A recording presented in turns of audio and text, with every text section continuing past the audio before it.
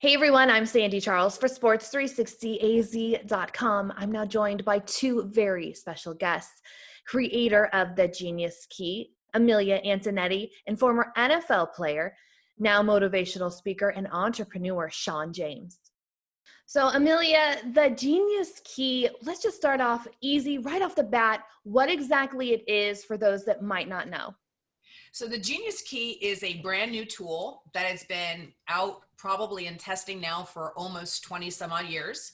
It's the only agnostic tool to marry a person's genius and the work or the desired outcome that you or a company or an organization is looking for. So literally, all a leader is looking to do is to drive to an outcome. So the package you come in, your schooling, where you're located, those details that add the flavor to who we are is really irrelevant. If you have the key that unlocks my success, then you should be married with that project and the work. So until you click, yes, I'm interested, I would not know that you were a female. I wouldn't know that you were a Caucasian. I wouldn't know that Sean was a male because I don't care and it shouldn't matter. But in the current structure of our society, there isn't a way for us to show up without bringing our biases with us. And so the question that our team went to solve is, how do I create your next best experience? Because as humans, right, I'm a human behaviorist by grooming and by trade, is that humans only believe their last experience. So I can educate you all day long that women are just as good as numbers as men are, but if you don't have your last experience that proves it, you don't believe me. And so the society is not conditioned to bring people together to create these experiences so that they can learn and grow. We just created a tool to be able to remove your sight, remove your hearing, and remove your belief system and marry you with opportunities. And it's all self-driven, self-selective. There's nothing that is forced upon you, nothing. I do want to touch on the conditioning that you said. It just triggered something in me. But Sean, I want to touch base with you. How did you get involved with the Genius Key? I met Amilya when I was in grad school, and we had a course at UCLA, and she happened to come speak to 35 NFL players. Some of them were active and some of them were former. I was a little bit older. I'm 51, and I was, I think I was 39 or 40 when I went to grad school. And from the time that she walked into the room, I had never seen someone command everyone's attention like an NFL coach. And it relayed over to her leadership ability, her EQ, her IQ. I didn't know anything about her. We didn't have bios on her or anything. And then afterwards that evening, she was staying at the same hotel. We had like 10 or 15 people, which were wives and former players. And she just captivated me. And I'm someone that studies human behavior. It's something that I've done for a really long time. I have a anti-bullying program, and I deal with kids all the time. So I was just interested in her, but more importantly, she made me feel a way that I never had felt before, because I'd never heard someone exude how important emotional intelligence is and how it can actually allow you to have freedoms in your own head that you don't realize that you have. Because we've been, as she said, in this society where we've been told what we think we should be or what we should be based off the way that we look and the color of our skin. And I was trying to really get away from the stigma of being an athlete, because it had opened so many doors for me, but I was also on the dean's list. So I wanted to be able to manage this, and I didn't like the stigma of being a Black athlete. I hate to say that, but it's true. And now that I'm 51, I've done so many different things. And as she created the Genius Key, I'm blown away by it, because it's everything that I believe in. And then when it actually happens and you get it done on yourself, it captivates you in a whole nother way. And at the end of the day, I've always said this: organizations aren't great because they're great. They're great because of the people that are inside of them. Mm-hmm. And Amilya has been able to connect the dots on connecting people so they actually live and have great experiences while they're working and living life. Now back to this conditioning, because we are all conditioned, like you said, but also when Sean, you were just talking, got me to think about mental health. This is your kind of mental health, just like we would go to the gym and work out to get better. This Genius Key is kind of getting inside our mental health, our brain, all of that. How can we recondition? How does this Genius Key recondition us so that we can be best, show up as our best, but also take away the judgments from other people? Because that's what it sounds like. It's really connecting. Well, this is why I've always loved athletes, right? This and military and, first responders, right? Because they're inside their brain wired the same way. People forget that success first happens in mind and then your body follows. So if you look at the regimen of an athlete, everything that you see, which is pure art and close to perfection, happened in their mind millions of times, right? And so in a lot of the physical conditioning and exercise and these regimens that you see, what they forget is the mental regimen that must exist to take an athlete to that professional level.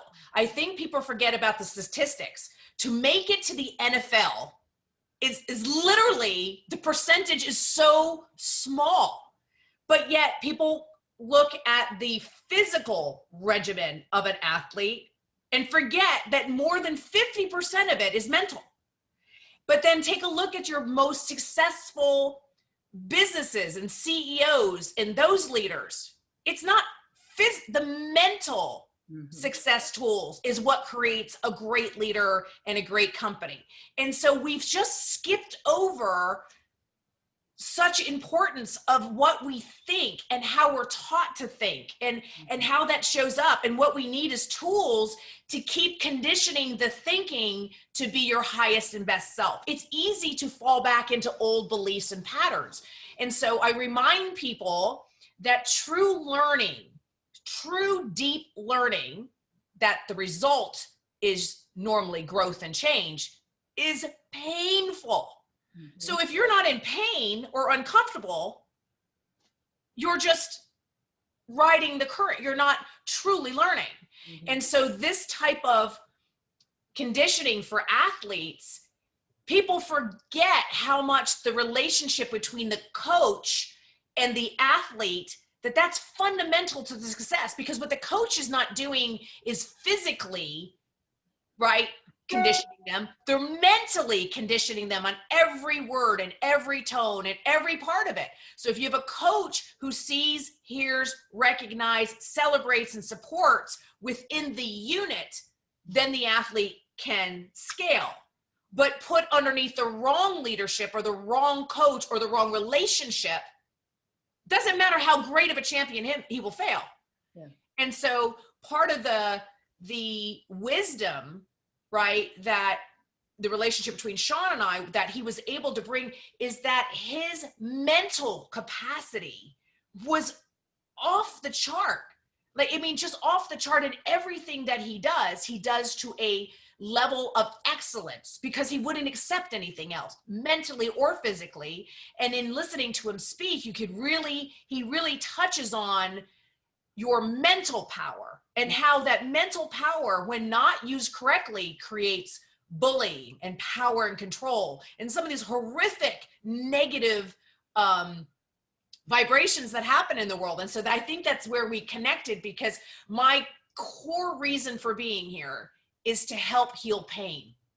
And Sean's been doing it for a very long time. So I'm like, listen, how do we align together? Because we're trying to solve the same problem. So Sean, being, after what she just said, and former NFL, and you can see kind of what these athletes nowadays are going through, especially in the world that we're living in right now, what would be your advice to them with the Genius Key? How can they use this to really help them right now, whether heal, whether be better on the field? How can they use the Genius Key, and any of your words of advice that you've seen the Genius Key be successful? What would you tell these athletes?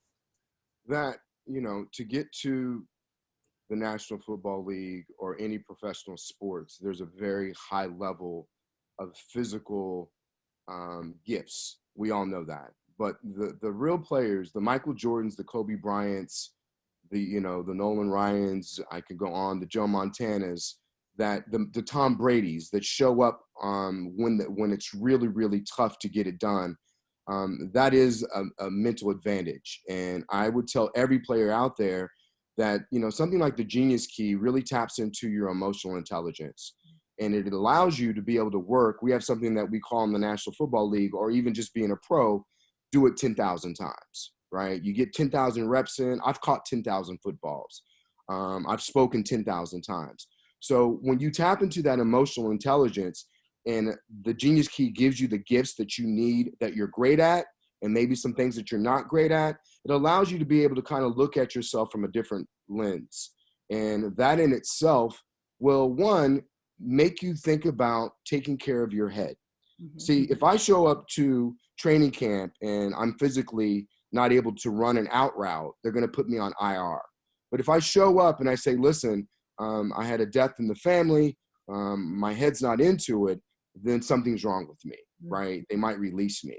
And I think the National Football League is doing a better job of tapping in on some of these young guys' trauma that as they grew up. We don't know what kind of lens they grew up in.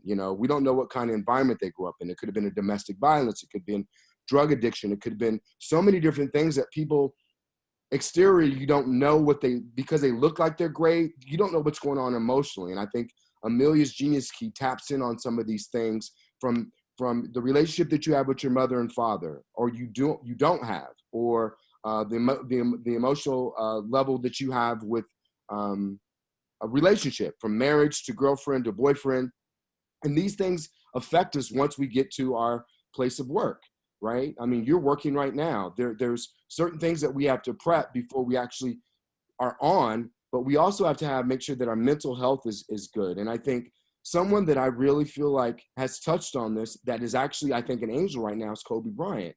Mm-hmm. I think when when that plane went down January 26th, for me, it was an aha moment of saying, you know what? Kobe's telling us something, right? Because he was the epitome of health and success and money and fatherhood and perseverance. I've had some bad things happen. And mentally, he created this other, Mamba mentality of, I am a different person on the court, but here are all the things that you don't know about me. I'm a good father. I worked on my marriage. I did the things that I needed to do because I wasn't great at it. And I think if athletes can just look at someone like Kobe, or even a Tom Brady, right? A Jordan, the guys that are just super great. Yeah, we all have flaws, but those guys had something extra mentally.